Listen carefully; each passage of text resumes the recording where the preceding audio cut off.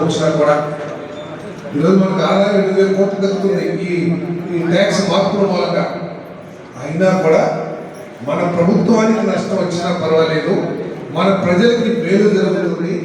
ఒక్కొక్క కుటుంబానికి సంవత్సరానికి దాదాపు 15,000 నుంచి 20,000 రూపాయలు ఆదాయం లభిస్తుందని చెప్పేసి చాలా స్పష్టమైన లెక్కలు మీరు కూడా తెలుసుకోవచ్చు. మీకు ఎంత లాస్ వస్తున్నాయి ఈ క్యూఆర్ కోడ్ ద్వారా మీరు కనుక వస్తువుల ధరలు ట్యాక్స్ అన్ని వేసుకుంటే ఇంత ముందు ధర ఎంతుంది, ఇప్పుడు ధర ఎంతుంది, అవన్నీ కూడా మీకు తెలిస్తే దాంతో నెలకి మీరు ఎంత సేవింగ్ చేస్తారో మీరు తెలుసుకోవచ్చు. సో తెలుసుకుంటున్న సరిపోదు.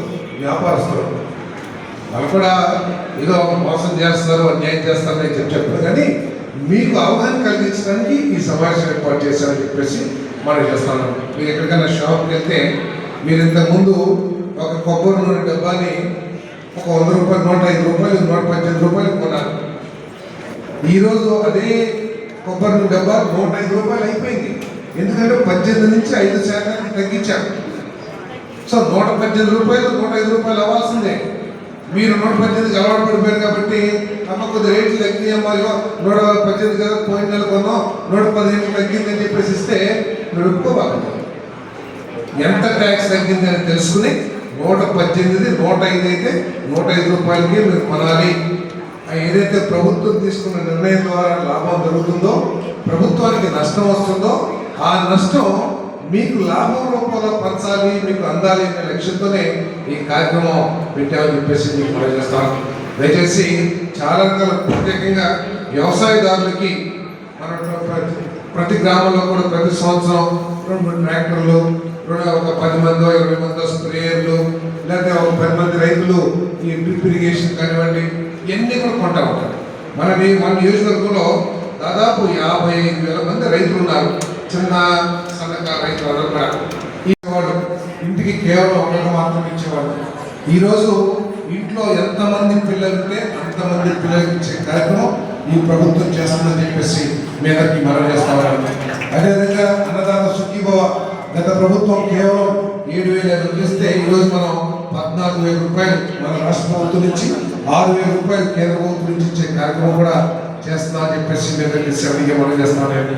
మరి పెన్షన్లు ఇంతకుముందు కేవలం 2,250 రూపాయలు మొట్టమొదటి సంవత్సరంలో ఇస్తే మనం మొట్టమొదటి సంవత్సరంలోనే 4,000 రూపాయలు ఇచ్చామని చెప్పేసి మనం చేస్తారు. మరి ఒక అభిప్రాయం ప్రజల్లోకి తీసుకెళ్తా ఉన్నారు. గత ప్రభుత్వంలో డబ్బులు బాగా ఆడినాయి, చేతులు ఆడినాయి అని చెప్పేసి.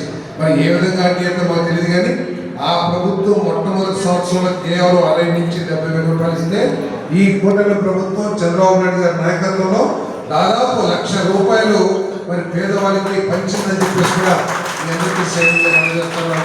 ఈ ఒక్క సంవత్సరంలోనే వారు 5 సంవత్సరాలు మేము 2.5 లక్షల కోట్లు ఖర్చు పెట్టాం, 2,70,000 కోట్లు ఖర్చు పెట్టామని చెప్పేసి చాలా గొప్పగా చెప్పేవారు.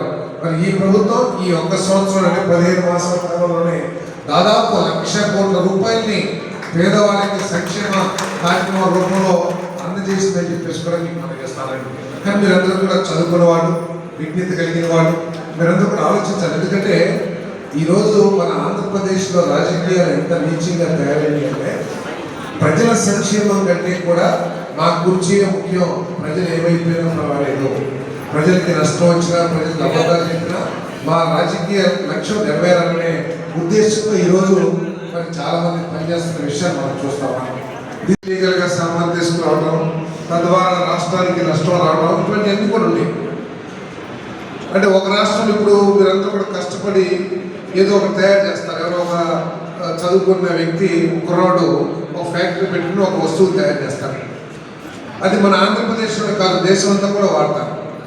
కానీ ఆ యువకుడు తను తయారు చేసిన వస్తువుని కర్ణాటక తీసుకెళ్ళి అమ్మాలంటే అక్కడ తక్కువ ఉన్న ట్యాక్స్ మూలంగా మోడీ గారి నాయకత్వంలో ఒక ప్రపోజల్ పెట్టారు. 4 స్లాబ్లు కాదు, 28% ఉన్న దాన్ని 18కి, 12% ఉన్న వస్తువులని 5%లోకి, కొన్ని 18% ఉన్నా కూడా అసలు కొన్ని తీసేసి ఒక ప్రపోజల్ తీసుకొచ్చారు కేంద్ర ప్రభుత్వం. వెళ్ళి మమ్మల్ని గెలిపించండి, మీకు ఇవన్నీ చేస్తాము, బాబు గారు ముఖ్యమంత్రి అవుతారు, బాబు గారు ముఖ్యమంత్రి అయిన తర్వాత లోకేష్ గారి నాయకత్వంలో, పవన్ కళ్యాణ్ గారి నాయకత్వంలో ఇవన్నీ చేస్తాం ఏదైతే